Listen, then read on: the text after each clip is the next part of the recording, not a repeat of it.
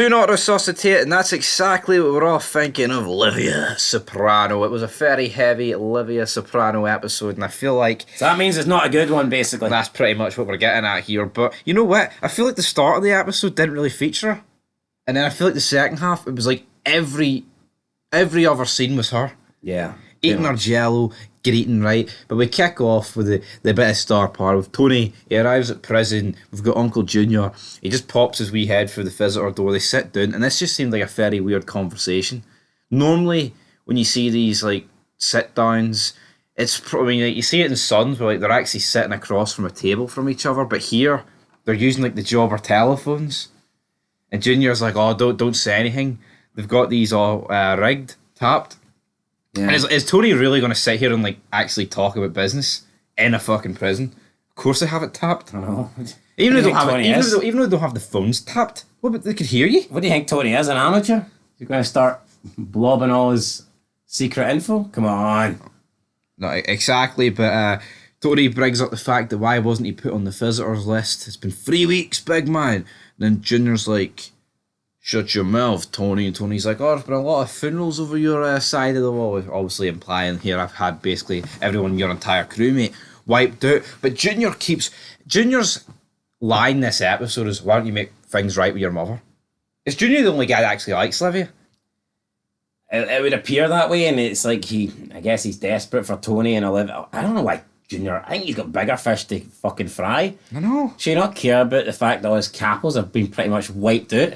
And he's been replaced as the head man. And the only guy left is this big fat fuck called Bobby. Yeah, he doesn't seem to care about that. His focus, plus he could potentially go away. He's under suspicion for all these crimes. Yet all he really seems to care about is Tony and Olivia making up together, getting back together. Tony forgiving her. But it sounded like to me, he says that Olivia wasn't aware. I think Olivia was exactly aware. I think Olivia wanted Junior to wipe Tony off the face of the earth, so I don't blame Tony for not forgiving him. Exactly, no, I totally understand where you're coming from, but essentially here we get Tony Soprano.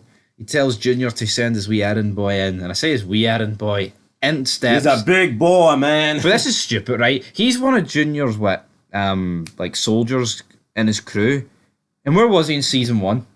Nowhere to be seen. And let's not pretend here, troops. If this guy was seen, we'd have seen him, because he's about 6'3", and he must be about 400 pounds.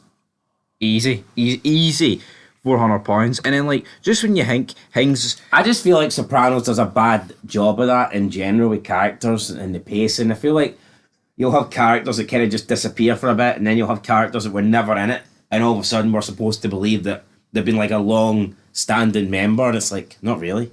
Yeah, it's like even in the last episode in the premiere, he has that Philly Perezi guy killed, and it's like, we don't even know who he is. Yeah, there was no backstory. This character was not built up yet. We're supposed to believe that he is one of Junior's top guys. Well, I mean, surely we'd have seen the scenes where we've seen the board in the police station that shows you all the names. See if it at least said it on that, I'd be like, fair enough. Even if we didn't see them. At least doesn't the police are looking into it. That makes a bit more sense to introduce it that way. But in my opinion, it's just a mess. And to sum up this mess, the next scene is Junior getting released from prison, and then Tony's like, "Here, you got out fast. No wonder he got out fast." This just seems like forced writing to me. Don't understand why I need to come out this fast. And then basically we did get a funny scene where Tony tells Bobby about, right, this is what's happening with Junior. Then as he walks out, he's like, to the victor belongs the spoils. And then Junior, get out, you fat fuck, before I shove your quotation book up your fat fucking ass. So yeah, that was a very good line. But again, this is Junior's crew. Junior and this fat guy, that's it. Speaking of fat guys, then we got a scene with Sal and I guess his second Skip. No, Skip's FBI. Alright, Skip's FBI. And I the first time watching this, I'm totally confused. So it made me feel like this was a flashback, because I felt like this was before Big Pussy confronted Tony, because he was saying to Skip how Tony doesn't know that he's back working yet. I think what you're supposed to get here, I thought this was a flashback, but what it actually was a reveal that Pussy is indeed a rat. And also that he's lying to him right now. And it's like, what kind of shit? I thought this was a very shit way to like discover that Pussy was the one that was ratting. Because, like, obviously, like, there was suspicions and he confronted Tony last episode, but it seems so weird that they would go to such great lengths to show that he's not the rat. And then the next Then episode just blow it in a throwaway scene where it's like they just randomly expose him being a rat. This is how they reveal it, and it's like there was no big like discovery. It was just him casually sitting in a car talking to another FBI agent. Oh, I am the rat, by the way. No, I thought that sucked. And the other story plot this episode was the construction workers here. They're not hiring enough black guys. That would be like you know a story. It's like, oh, who done it? You know, and then the next minute 2 people are just casually driving like, oh, I am the one that killed all those people. Roll credits. You know, I was like, what? Yeah, I thought that. I mean, some really funny scenes in this episode, right? But like when Tony tells him to get off his fucking car before he flips it, that was another good line when he's speaking to Bobby. And I mean, this whole story arc, this episode about the construction workers, the blacks not getting treated right. I mean, a good scene where Tony's talking to the guy's dad. He's like, World War II, what age you there? 75. He's like, at 8 years, Tony. 83. I'm an old bastard. Old bastard. And yeah, I mean, Junior's also a World War II veteran as well, man. Look at it. Did Livia serve in World War II? Did she serve in World War II, man? But we do get a funny scene where Tony's sitting in the car, and then those two fucking retards, Matt, I can't even remember what the other guy's called, but they're, hey, Tony! They're fucking waving the baseball bats like absolute fangirls, man, because they see Tony Soprano sitting in a car. And the whole gimmick is he's supposed to lay like low profile. Yeah. He's not supposed to be there. He's like, screw this shit, I'm out of here, and he drives off. It's like, what the fuck? I know, honestly, I thought that was... Are they coming over for an autograph or something? I know, literally, but of course they set up this whole thing where like the protesters get battered, so therefore some of the construction workers pull out, phone in sick, all looks good. Tony's talking about 3 and 2s with the guy at the end of the episode, but to be honest, I mean, this isn't filler, I don't know what is filler. Like, I get it, they've got businesses, but I just feel like there's a better way of incorporating it. Yep. Like, I like the guy, I mean, the old guy talking about World War II, but I mean, at the end of the day, like, I mean, any old bastard can talk about what war they were in. It's whether it means anything. And talking to old bastards, let's get to Livia, right? Janice and Livia, you can see Janice is here just for her money, and then the whole do not resuscitate thing, she's speaking to Tony about it back in the house, and Tony's like, no, do not resuscitate. Vegetables don't give a fuck when they're dead, which I thought was a pretty good line for Tony, but is, at the end of the day, what's the end game here? I feel like they're just forcing Livia down her throat. We want you to like and forgive Olivia.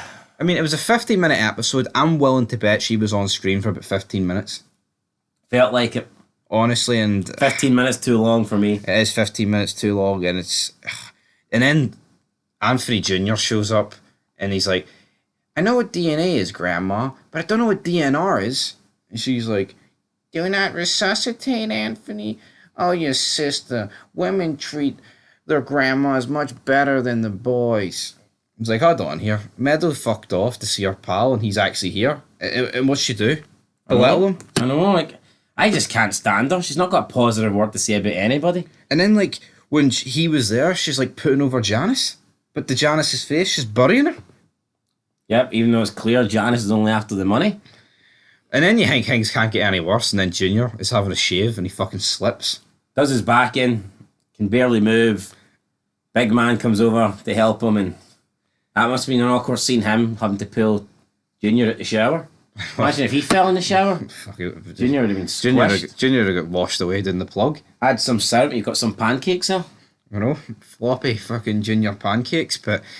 And Tony Soprano comes over to see him, and Tony Soprano is like, come on, I gotta take you to the hospital. And he doesn't want to go. He's like, I'm not going in an ambulance. So Tony decides to basically lift him up and just walk out the house with him, which is... This was awful. Weird sight. We also had a scene where Tony meets down with the Reverend's son. Aye. And then he's like, discusses that the Reverend's son is like, he's in on it kind of thing. He's just hyping all these people up. He's just using them really, whereas he's taking money for Tony Soprano, so that the whole fight was kind of like set up in a way, the construction fight where Tony's guys went there to attack all the protesters. It was staged. Exactly, and back to the Junior Tony stuff. Exactly. Boom. Do you not just feel like, though, the whole situation's been diffused? Aye, it feels like nothing happened. How does it go for, like... At the start of the episode, I felt like if Tony could have got his hands on him, he'd kill him. But by the end of the episode, he's carrying him in a bathrobe? Yeah, to take him to the hospital. I don't know, man. It just looked very weak to me. Seeing an old man.